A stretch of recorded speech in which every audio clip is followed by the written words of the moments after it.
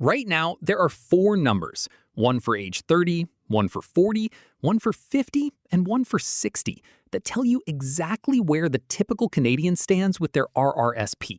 And by the end of this video, you are going to know all four of them, along with something that might matter even more than the numbers themselves.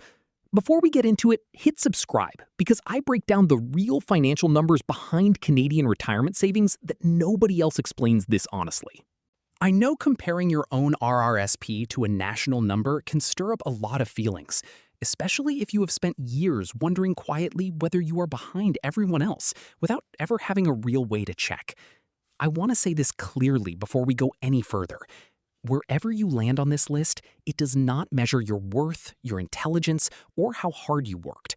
Life pulls money in a dozen directions: raising children, supporting aging parents, weathering job losses, and none of that shows up in a national average.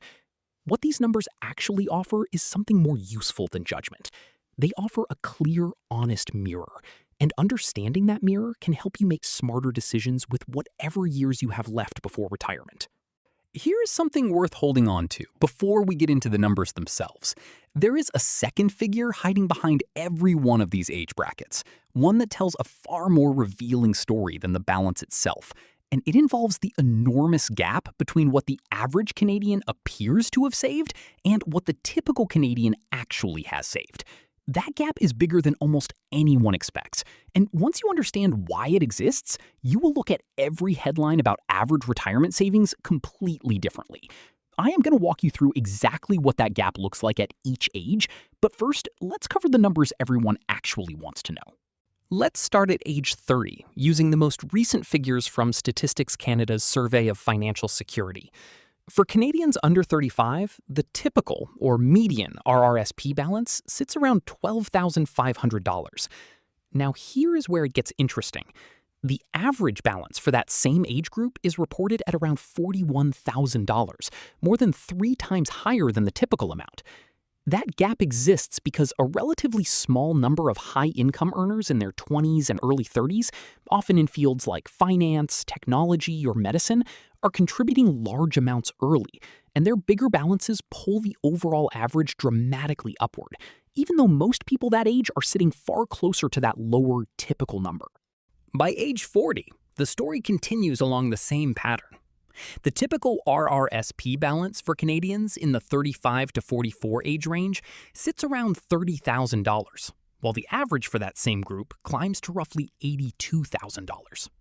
This is often the decade when mortgage payments, childcare costs, and the general expense of raising a young family compete hardest against long-term saving, which is exactly why the typical balance grows more slowly through this stretch than most people expect walking into it. At age 50, something genuinely important starts to shift. The typical RRSP balance for Canadians in the 45 to 54 bracket rises to around $70,000, while the average for that group reaches roughly $150,000. This decade is often described by financial planners as the catch-up window, and for good reason. Mortgages are frequently paid off or close to it, children are becoming more financially independent, and incomes are typically at or near their career peak, all of which combine to free up real money for saving in a way that simply was not possible during the 30s and early 40s. And finally, at age 60, the typical RRSP balance for Canadians in the 55 to 64 range sits around $100,000, while the average climbs to roughly $217,000.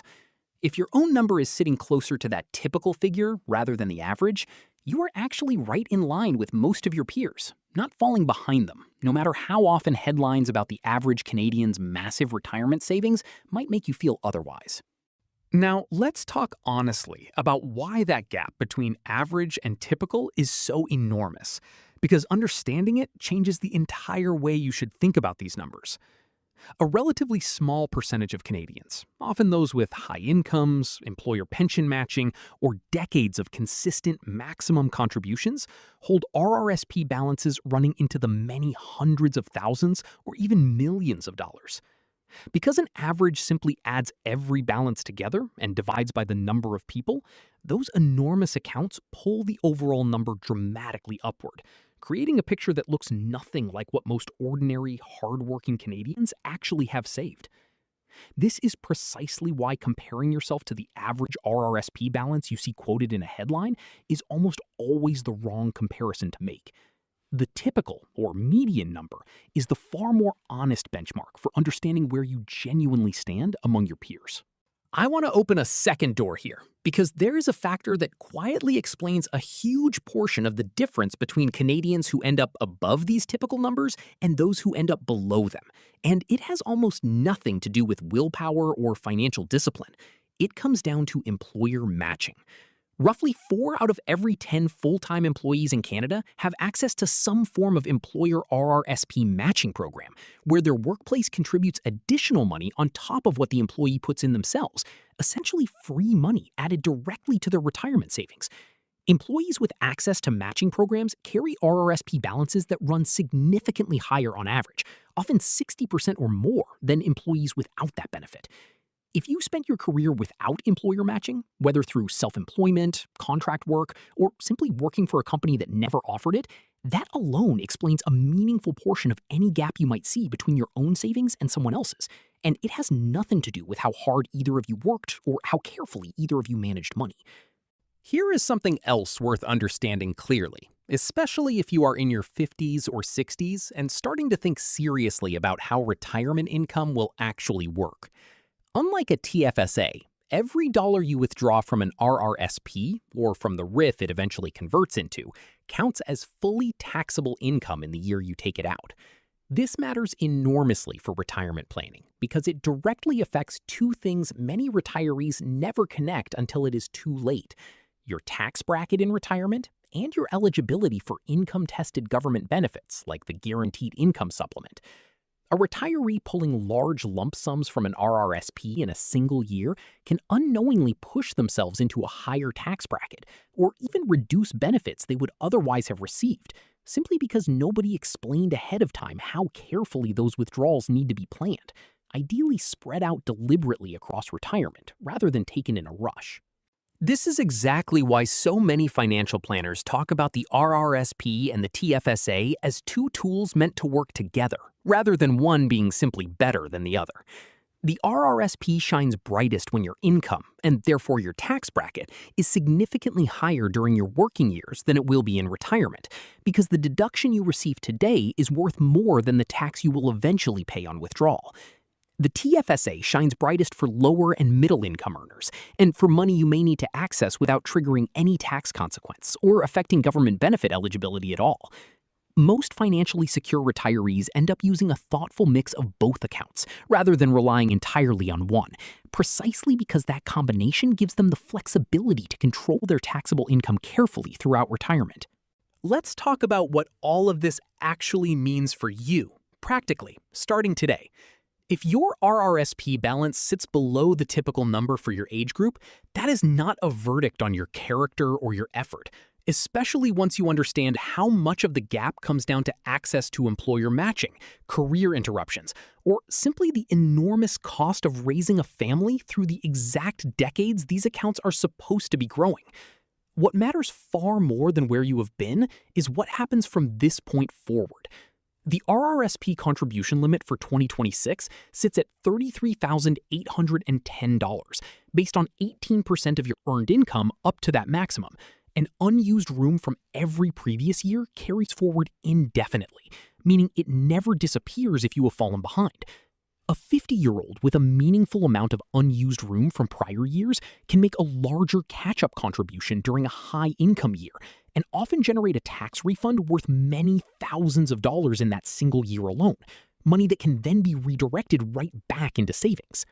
And if your balance sits above these typical numbers, take real pride in that, because whether it came through disciplined saving, employer support, or simply steady career growth, it reflects genuine financial groundwork that deserves recognition. Even then, it is worth having an honest conversation with a financial professional about how you plan to withdraw that money in retirement, because the order and pace of RRSP withdrawals can meaningfully affect your total lifetime taxes and your access to government benefits, sometimes by tens of thousands of dollars over the course of a full retirement.